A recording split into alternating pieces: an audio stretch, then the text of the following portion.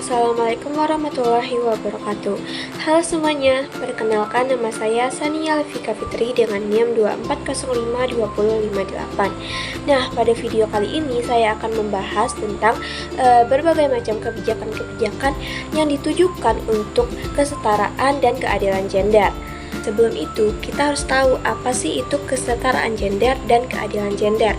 Nah, kesetaraan gender berarti kesamaan kondisi bagi laki-laki dan perempuan untuk memperoleh kesempatan serta hak-haknya sebagai manusia agar mampu berperan dan berpartisipasi dalam kegiatan politik, hukum, ekonomi, sosial, budaya, pendidikan, dan pertahanan keamanan nasional, serta kesamaan dalam menikmati hasil pembangunan tersebut.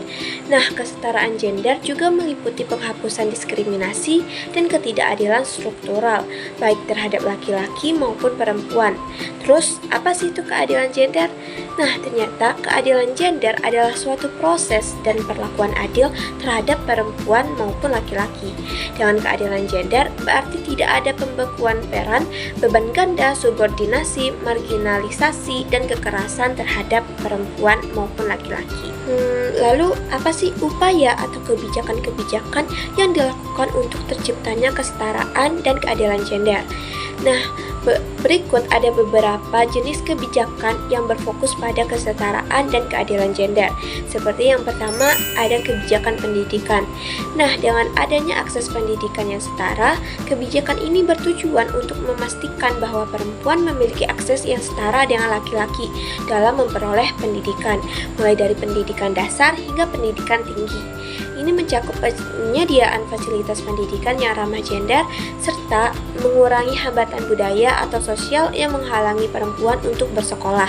Terus adanya peningkatan partisipasi perempuan di STEM, sains, teknologi, teknik, dan matematika. Salah satu fokus kebijakan ini adalah untuk mengurangi kesenjangan gender di bidang yang dominan laki-laki.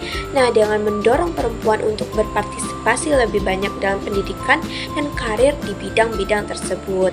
Yang kedua, kebijakan ketenagakerjaan dan ekonomi. Adanya kesetaraan upah.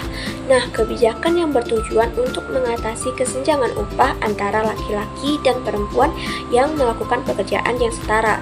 Di beberapa negara menerapkan regulasi yang mengharuskan sebuah perusahaan untuk memberikan upah yang sama untuk pekerjaan yang setara. Terus adanya penghapusan diskriminasi dalam rekrutmen. Nah, kebijakan ini berfokus pada penghapusan diskriminasi berbasis gender dalam proses rekrutmen, promosi, dan pengembangan karir. Nah, pemerintah dan organisasi internasional seringkali mengeluarkan regulasi yang melarang praktik-praktik diskriminatif di tempat kerja, fasilitas kerja yang ramah keluarga. Nah, kebijakan ini termasuk cuti melahirkan dan cuti ayah, fleksibilitas waktu kerja, serta penyediaan fasilitas penitipan anak di tempat kerja. Tujuannya adalah untuk memastikan bahwa perempuan dan laki-laki dapat menyeimbangkan pekerjaan dan tanggung jawab keluarga. Yang ketiga, kebijakan perlindungan dari kekerasan berbasis gender. Undang-undang kekerasan terhadap perempuan. Nah, kebijakan ini bertujuan untuk mengurangi dan menghapus kekerasan berbasis gender, seperti kekerasan dalam rumah tangga, pelecehan, seksual, perdagangan manusia, dan kekerasan fisik lainnya.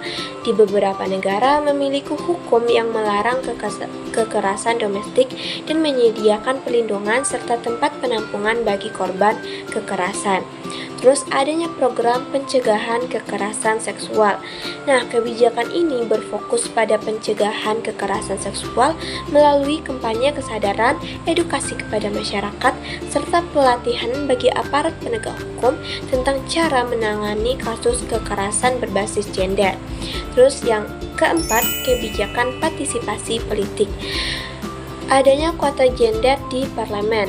Nah, di beberapa negara menerapkan kebijakan kuota gender untuk memastikan bahwa perempuan memiliki representasi yang adil di parlemen dan lembaga legislatif lainnya. Kebijakan ini bertujuan untuk meningkatkan partisipasi politik perempuan dan memberikan suara yang lebih besar dalam pembuatan kebijakan. Terus adanya pemberdayaan perempuan dalam kepemimpinan.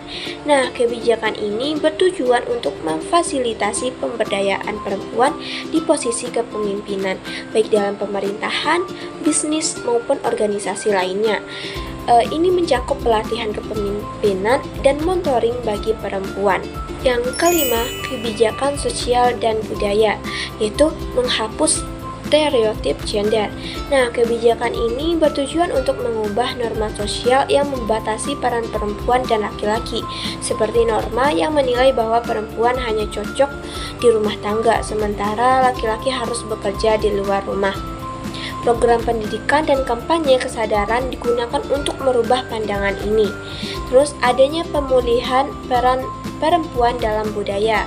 Kebijakan ini mendorong pengakuan dan pemberdayaan perempuan dalam budaya, seni, dan tradisi lokal yang seringkali terpinggirkan. Dan masih ada banyak lagi kebijakan-kebijakan lainnya yang dirancang atau dibuat untuk dunia yang lebih adil dan setara bagi perempuan dan laki-laki, menghilangkan diskriminasi berbasis gender, serta mendorong pemberdayaan perempuan dalam berbagai aspek kehidupan. Oke, mungkin cukup sekian yang dapat saya sampaikan. Semoga video ini bermanfaat bagi kalian. Wassalamualaikum warahmatullahi wabarakatuh.